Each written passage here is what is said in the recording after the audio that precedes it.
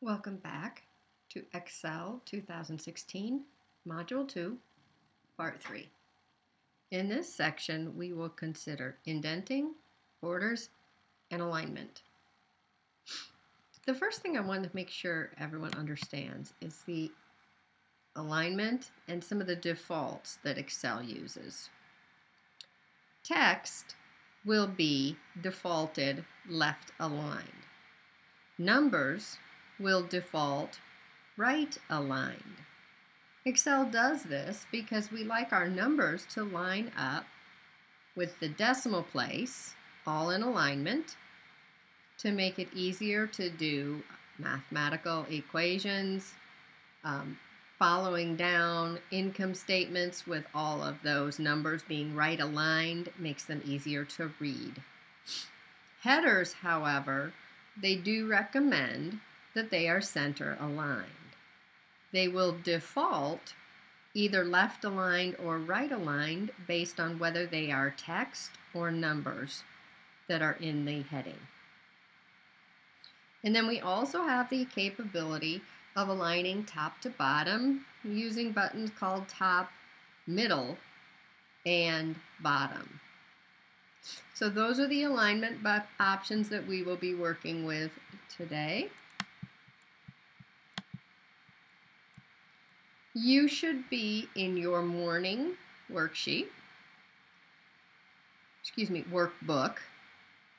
You should have already created your sales report and have some number formatting done in that. You should have formatted the date in your documentation sheet in the long date format.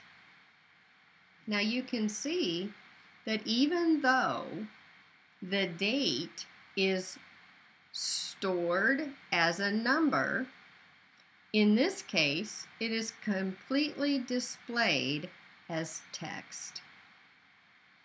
But because it is stored and entered as a number, the default alignment is still going to be right because it is a number. So if we want to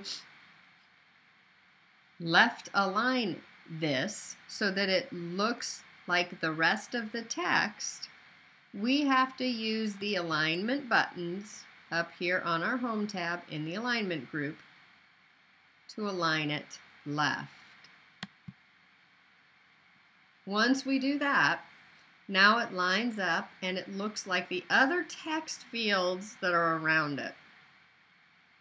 So if you want to override the default alignment, you must use these buttons. So let's go over to our sales report, and we're going to choose these column headings that we have in C5 through F5. We're also going to choose as a non-adjacent range the same columns in row 15. So we need to hold down the control key and select those as well.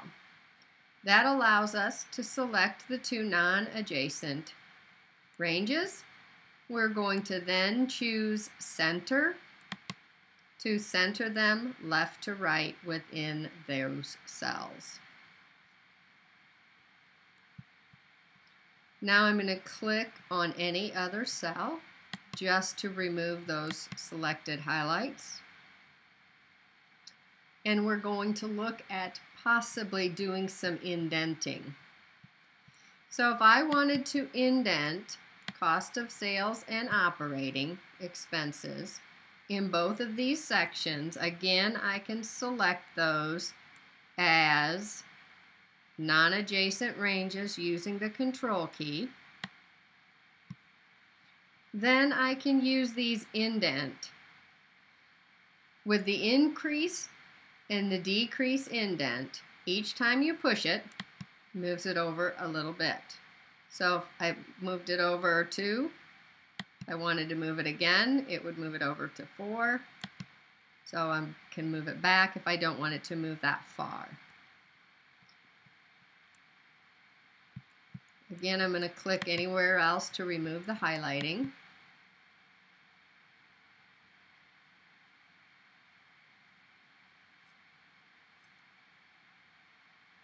And the next thing I might like to do is put some bottom borders underneath my headings. So again, I am going to choose B5 through F5.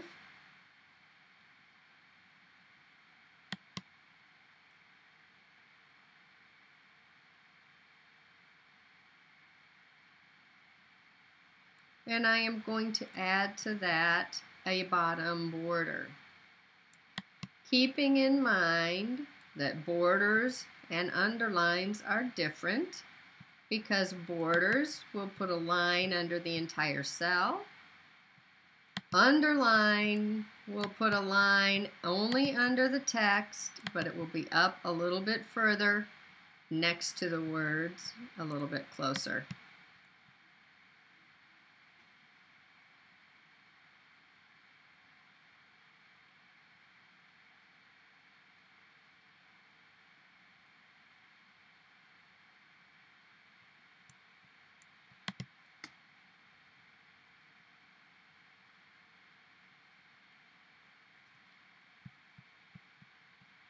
We could also then select B9 through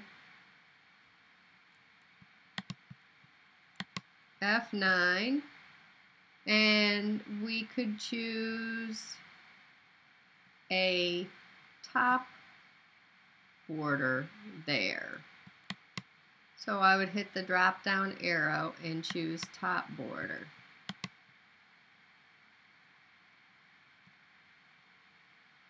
Now if I wanted lines on both of these, I could choose B11 through F12 and choose to do a top and bottom border.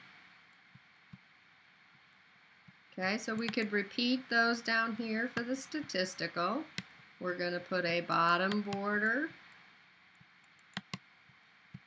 under the headings, a top border under our net profit and loss, and then top and bottom borders around our other statistical or quantity type data.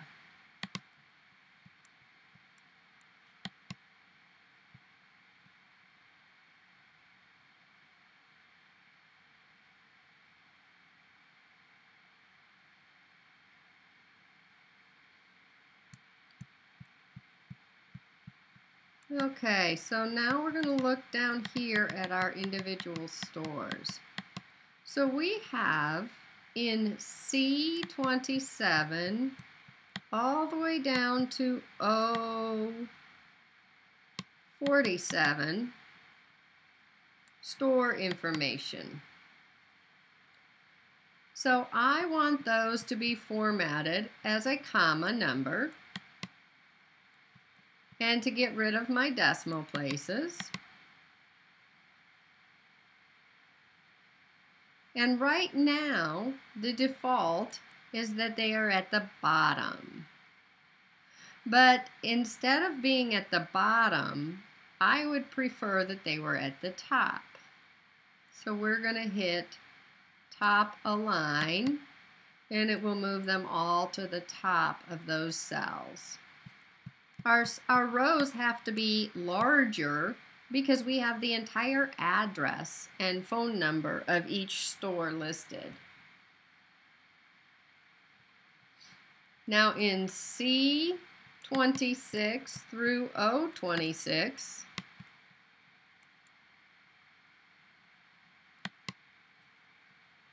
we need those to be centered because they are our headers.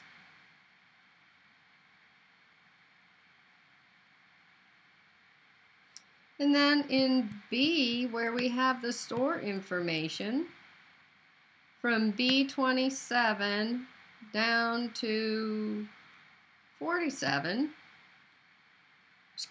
46, we're going to make this a smaller font since there's so much information in there.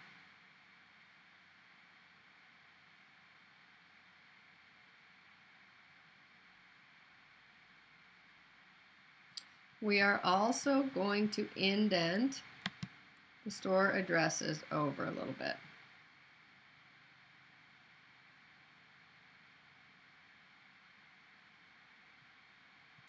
And top align.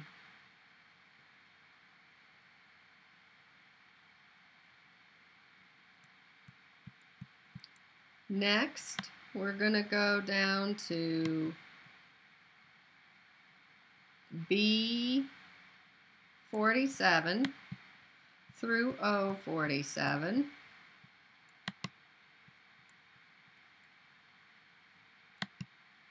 And we are going to choose all borders.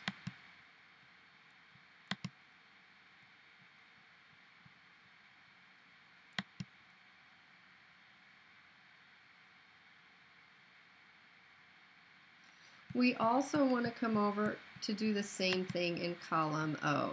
We're going to choose O46 all the way up to 26, and we're going to choose all borders.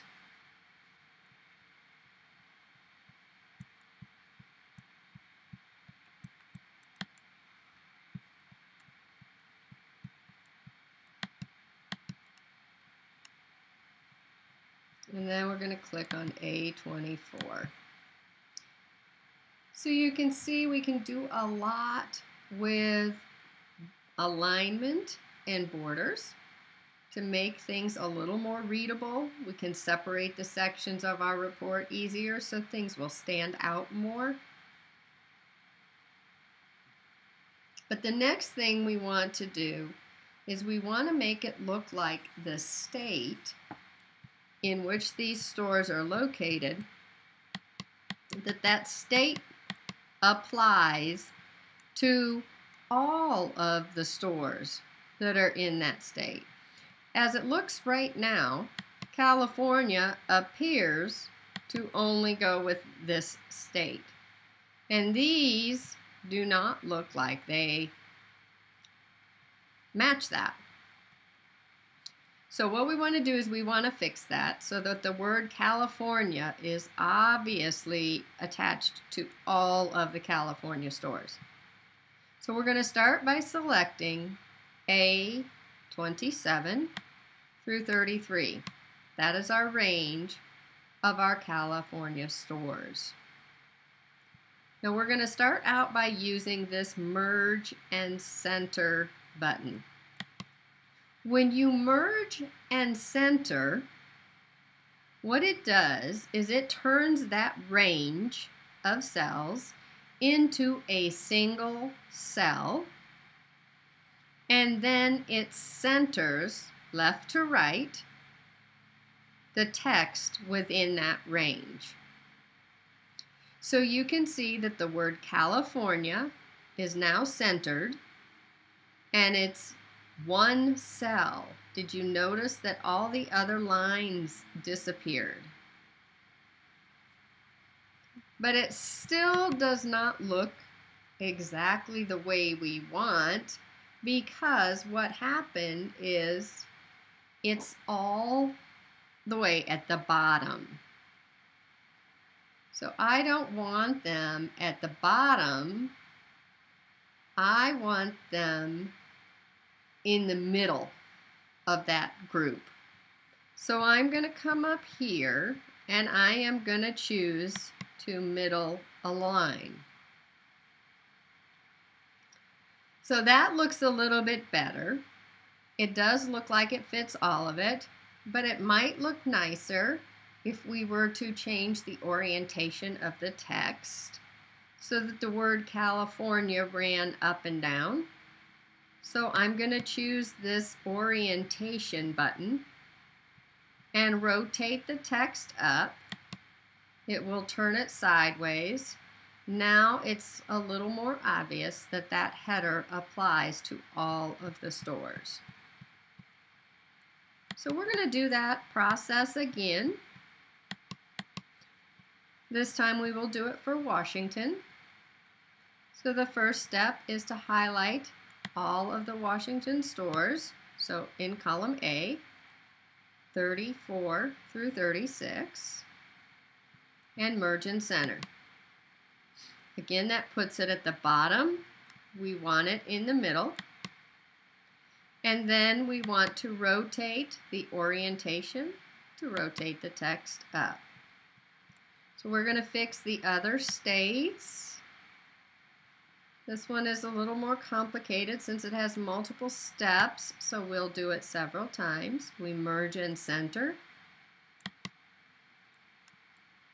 align middle, and rotate up. Now with Idaho, there's only one state or store, so there's no need to merge and center. It's only one store. So we're going to center, middle, and then rotate it up. If there are 2 or more stores, you start by doing the merging and centering. Then you do the middle and the rotate.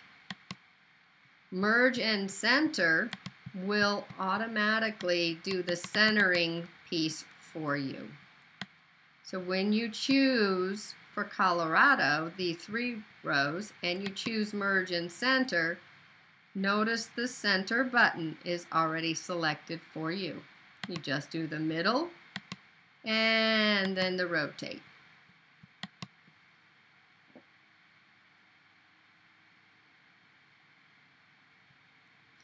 We could then reduce the column width of A down to 7 because we no longer need as much space since we rotated that text.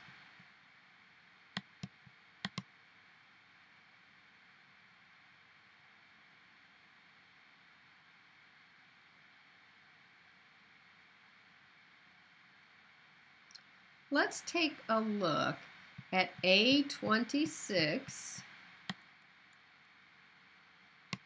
through O26.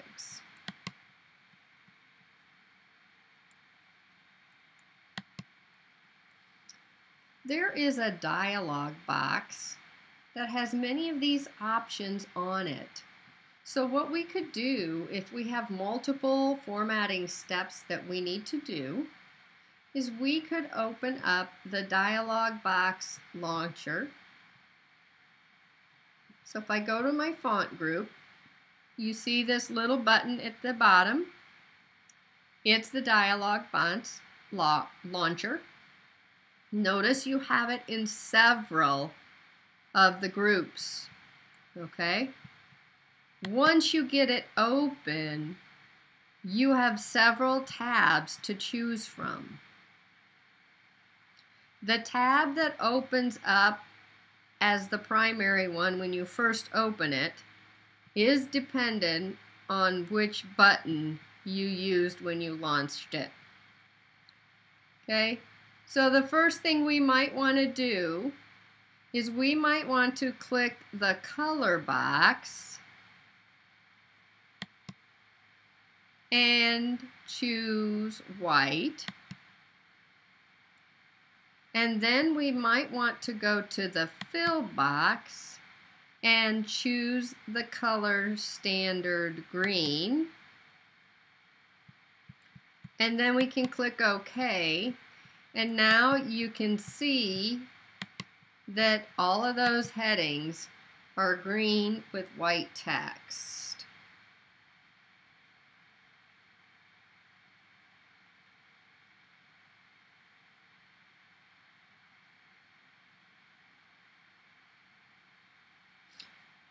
If we wanted to highlight A27 through 46, we could format these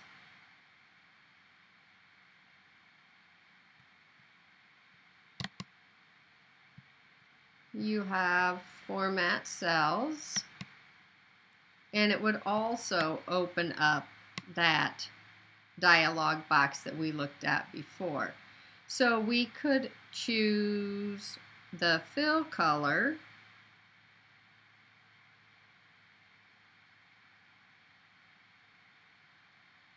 of gold, the 8th color in the first row, and then go over to the font and choose white as the font color. And we could also change the font size to 14, and perhaps we wanted to bold it. So you can see we can do several things all on that one dialog box.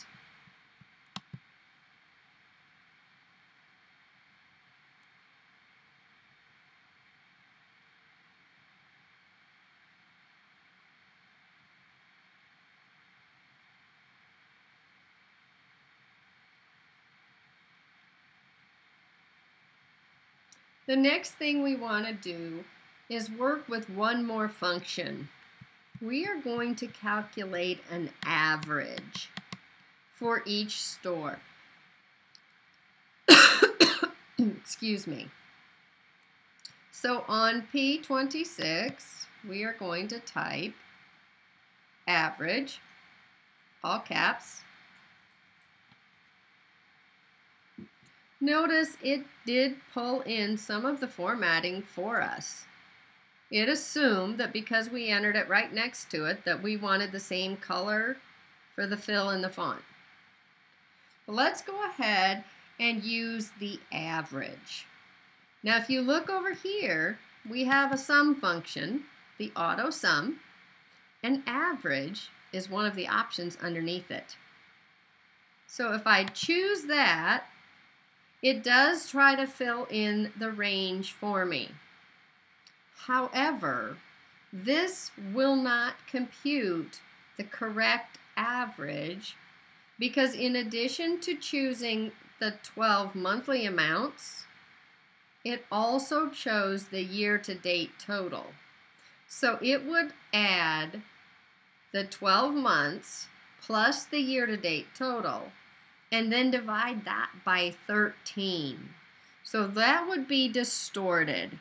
So you want to make sure you fix this range so that it only includes C through N, the 12 monthly totals. And that will compute an average for us. So I'm going to go ahead and copy this and paste the format down.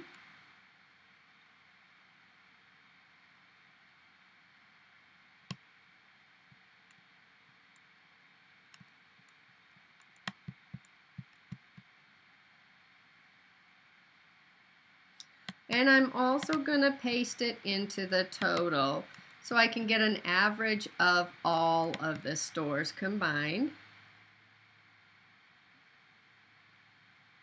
And now the only issue is that these items, they do not look the same. They're formatted on the bottom, there's no borders, and in order to do this, I would have to do multiple steps. Well, another option is to use something called the Format Painter. What the Format Painter does is it copies formatting, but does not change or copy the text or the numbers or the formulas. So if I highlight column column O, hit the Format Painter, and then highlight P, notice it automatically repeats that formatting. So the Format Painter will allow me to do that. Copy the formatting, leaving the numbers intact. However, one thing to be aware of is that it does only paint once. So it's more like the cut and paste rather than the copy and paste that you can do it multiple times. Now, if I wanted to add a double border to the state results to make it a little easier to see where those were happening, we could do that. So we're going to start out at A27, and California goes down to row 33. So I'm going to go all the way out to N33.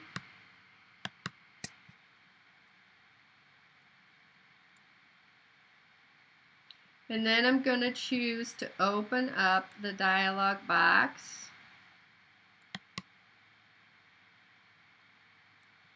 And I'm going to choose the Border tab, where it shows me this line style. I can change it to double. So I'm going to click on that bottom corner, and then I'm going to click on the option that says Outline. And then I'm going to click on OK.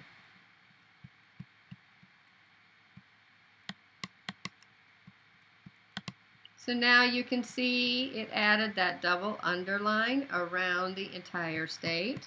So we would want to do that for all of the states. So we would pick Washington and go out here to N36.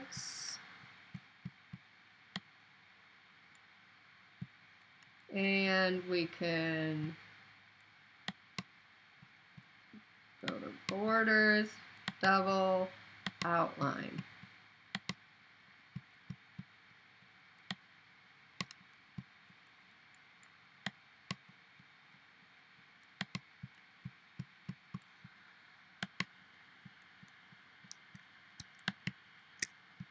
You can also get to that, remember, from the Format cells.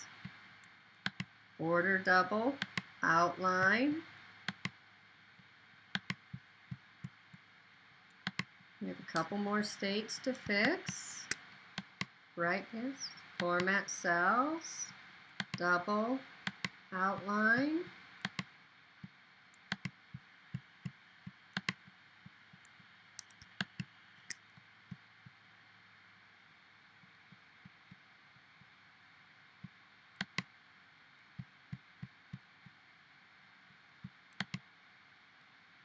Okay, try that one again. I hit the wrong key. I apologize. So we're going to Format cells. Notice I got through it a different way. I didn't like that. So Format cells, and why is it doing that? It's escape. There we go. Now, it thought I typed a Z, which I did not mean to do. Border, Double, Outline. Get rid of that. Okay, cancel that. Sometimes if you hit the wrong key, it's better to just close it and open it back up. So we want Double, Outline, OK. And we have one last state to do. And we would open it up, choose Borders, Double, Outline.